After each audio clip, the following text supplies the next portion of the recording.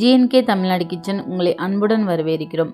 Friends, இன்னைக்கு வீடியோவில் நம்ம என்ன பார்க்க போகிறோம்னா, தீபாவளிக்கு ஏதாவது ஒரு ஸ்வீட் பண்ணணும்னு நினைப்போம்.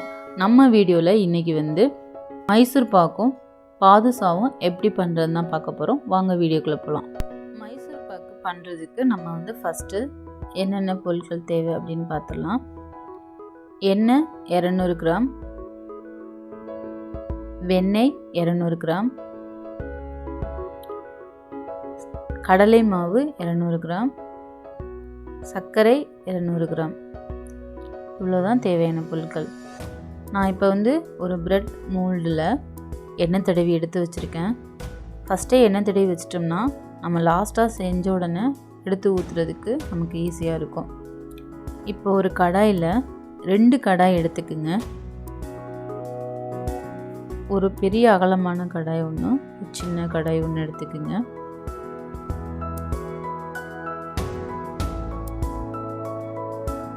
இப்போ 2 கடாயும் நல்லா சட்டி சூடானதும் 200 கிராம் எண்ணெய் ஆட் பண்ணுறேன்.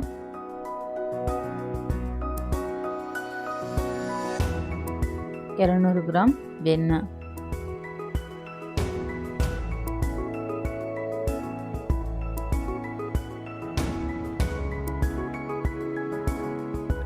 இப்போ வெண்ணெயும் எண்ணெயும் நல்லா சூடாகட்டும். இந்த மாதிரி ஒரு அகலமான கடாய் எடுத்துக்குங்க.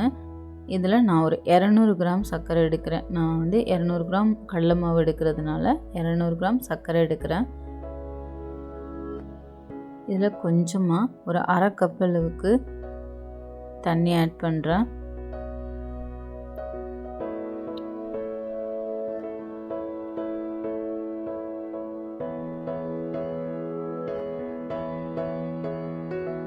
இப்போ சர்க்கரை கரையிற அளவுக்கு, ஒரு கம்பி பதம் வளர அளவுக்கு நம்ம சர்க்கரை பாவு எடுத்துக்கலாம். பார்த்திங்கன்னா கரெக்டாக ஒரு கம்பி பதம் தான் வருது. இப்போ நான் கடலை மாவு முன்னாடியே சலிச்சு எடுத்து வச்சுருக்கேன். அப்போ தான் கட்டி எதுவும் இல்லாமல் நம்மளுக்கு மைசூர் பாக்கு செய்கிறதுக்கு ஈஸியாக இருக்கும். இப்போ இதில் நம்ம கொஞ்சம் கொஞ்சமாக ஒரு கரண்டியில் மாவு எடுத்துட்டு கிண்டிக்கிட்டே நம்ம மாவை ஆட் பண்ணணும். உங்களால் நீங்கள் ஒரு கையில் கிண்டிட்டு ஒரு கையில் மாவு போட முடியலன்னா பக்கத்தில் யாரையாவது ஒருத்தவங்கள மாவு போட சொல்லி நீங்கள் கிண்டிட்டு இருந்தீங்கன்னா ஈஸியாக இருக்கும் பண்ணுறதுக்கு. இப்போ நீங்கள் கிண்ட நல்லா மாவு இலகி வந்துட்டே இருக்குது பாருங்கள். ஒன் சைடாக தான் கிண்டணும். அப்போ தான் நமக்கு மாவு பதம் கரெக்டாக வரும். இப்போ பார்த்தீங்கன்னா வெண்ணெயும் எண்ணெயும் நான் லோ ஃப்ளேமில் வச்சு நல்லா சூடு பண்ணி வச்சுருக்கேன். இப்போ இதில் நம்ம எண்ணெயை ஆட் பண்ணிடலாம். இந்த மாதிரி ஊற்றும்போது நுரையாக வரணும். அப்போ தான் கரெக்டான சூட்டில் இருக்குன்னு அர்த்தம். இப்போ ஒவ்வொரு கரண்டியாக ஊற்றி நீங்கள் நல்லா கிண்டிக்கிட்டே இருக்கணும், ஒன் சைடாகவே.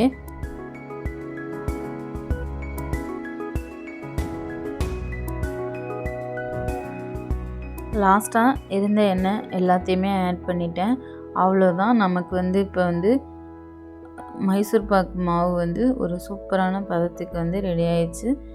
லாஸ்ட்டாக வெளியில் கொஞ்சமாக எண்ணெய் இந்த மாதிரி இருந்ததுன்னா நம்மளுடைய மாவு பதம் கரெக்டாக இருக்குன்னு அர்த்தம். நீங்கள் எண்ணெய் ஆட் பண்ணும்போது மட்டும் கொஞ்சம் பார்த்து ஆட் பண்ணிக்கிங்க மெதுவாக.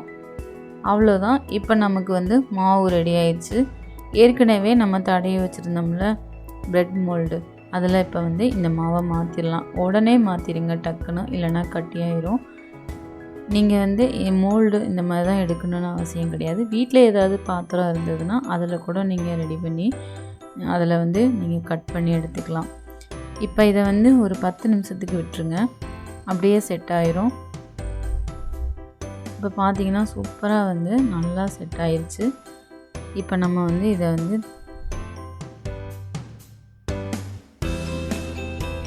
கவுத்து எடுத்துடலாம். ரொம்பவே சூப்பராக வந்திருக்கு பாருங்கள். மைசூர் பாக்கு வந்து பெரிய மைசூர் பாக்காக வந்திருக்கு. இப்போ நம்ம வந்து இதை கட் பண்ணிடலாம். மைசூர் பாக் பண்ணுறதுக்கு நம்ம வந்து எல்லாமே சேம் அளவு தான் எடுத்திருக்கோம். அதனால் ரொம்பவே சூப்பராக வந்தது. இப்போ வந்து நம்ம கட் பண்ணும்போது கூட பாருங்கள் எவ்வளோ அழகாக வருதுன்னு. இப்போ நான் வந்து அதை வந்து 2ஆக கட் பண்ணி காமிக்கிறேன். அவ்வளோ சூப்பராக வந்தது. ரொம்ப ஹாப்பியாக இருந்தது. இவ்வளோ சூப்பராக மைசூர் பாக்கு வந்திருக்கு அப்படின்னு சொல்லிட்டு. எனக்கு கடையில் சாப்பிட்டா கூட அவ்வளோ திருப்தியாக இருக்காது. ஸ்வீட் லெவல் எல்லாமே கரெக்டாக இருந்தது. இதே மாதிரி நீங்களும் செஞ்சு பாருங்கள் ஃப்ரெண்ட்ஸ். நம்ம வந்து இப்போ வந்து நெக்ஸ்ட்டு பாதுஷா எப்படி பண்ணுறதுன்னு பார்க்கலாம். பாதுஷா பண்ணுறதுக்கு ஃபஸ்ட்டு நம்ம சர்க்கரை பாவு ரெடி பண்ணிடலாம். 150 கிராம் சர்க்கரை எடுக்கிறேன்.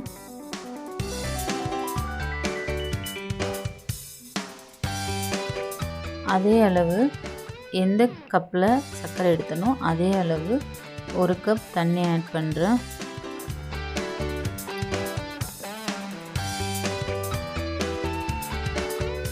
கொஞ்சம் ஏலக்காய் தூள் ஆட் பண்ணிக்கிங்க.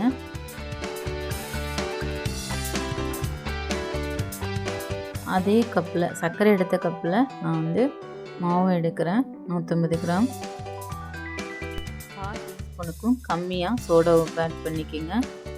1 டீஸ்பூன் தயிர். சோடா உப்பு வந்து நீங்கள் வேணும்னா ஆட் பண்ணிக்கலாம், இல்லைன்னா ஸ்கிப் பண்ணிக்கலாம். 1 டீஸ்பூன் வெண்ணெய். இப்போ மாவு வந்து நம்ம வெண்ணெய் தயிர் எல்லாத்தையும் சேர்த்து நல்லா பிசைஞ்சு எடுத்துக்கலாம்.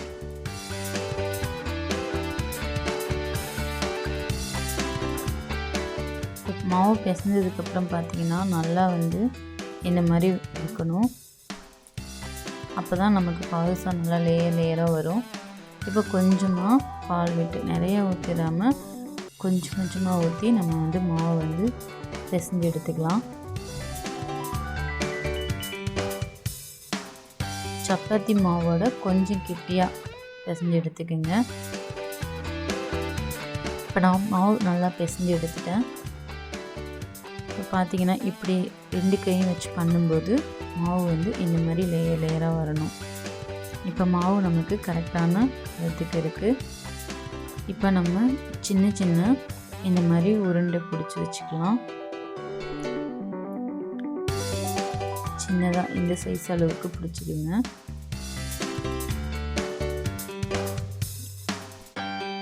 இதே மாதிரி மீதமுள்ள மாவையும் நம்ம வந்து சின்ன சின்ன பால்ஸாக உருட்டி வச்சுக்கலாம்.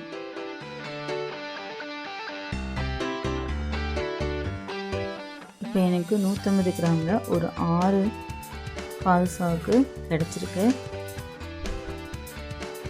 இப்போ ஒரு கம்பி பதம் வந்தால் போதும் நமக்கு.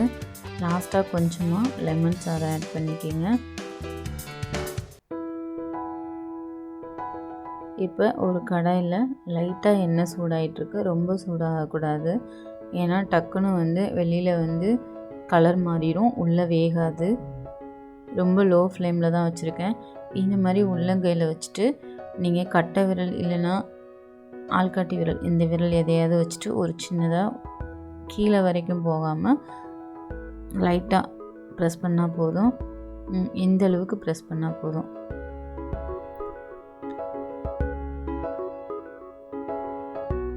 இப்போ பார்த்திங்கன்னா நல்லா வெந்து வந்துட்டுருக்கு. லோ ஃப்ளேமில் தான் நான் அடுப்பு வச்சுருக்கேன். அப்போ தான் நமக்கு எல்லா பக்கமும் வேகிறதுக்கு கரெக்டாக இருக்கும். லைட்டாக கரண்டி வச்சுட்டு திருப்பி விடுங்க. ரொம்ப பார்த்து திருப்பி விடுங்க, ஏன்னா ரொம்ப சாஃப்டாக இருக்கும். அதனால் ரொம்ப பார்த்து திருப்பி விடுங்க.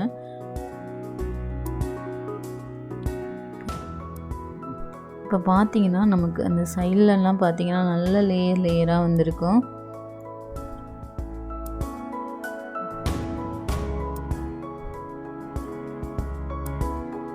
இதே மாதிரி ஒரு 2-3 டைம் திருப்பி விடுங்க.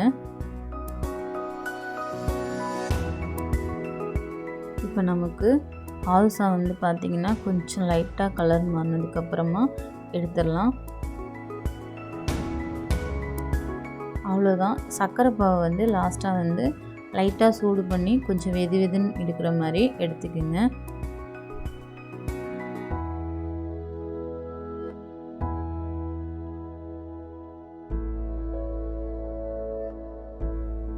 லாஸ்ட்டாக நம்ம வந்து சூடு பண்ணி வச்சுருக்க சர்க்கரை பாவை அதில் ஆட் பண்ணிடலாம். ரொம்ப சூடாக இருக்கணும்னு தேவையில்லை, லைட்டாக சூடாக இருந்தால் போதும். இப்போ நம்ம ஒரு கரண்டி வச்சுட்டு எல்லா பாதுஷாலையும் படுற மாதிரி ஜீராவை ஆட் பண்ணிடலாம்.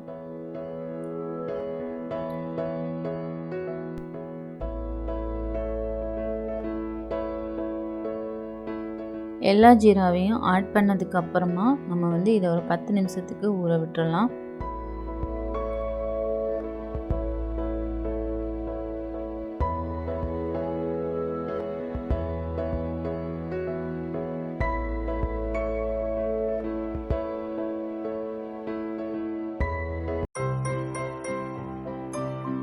டென் மினிட்ஸ் ஆயிருச்சு. இப்போ நம்ம வந்து பாதுஷாவை ஜீராலேருந்து வெளியில் எடுத்துடலாம்.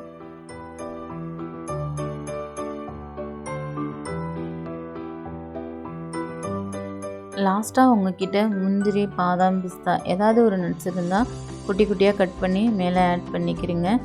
அவ்வளோதான், நமக்கு இப்போ சூப்பரான பாதுஷா ரெடி ஆயிடுச்சு.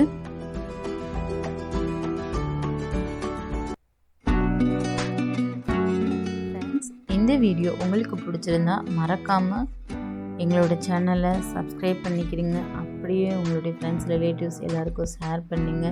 பெல் ஐக்கானை கிளிக் பண்ணி ஆல் ப்ரெஸ் பண்ணிக்கிங்க. அப்போ தான் நாங்கள் போகிற வீடியோ எல்லாமே நோட்டிஃபிகேஷனாக வரும். நன்றி.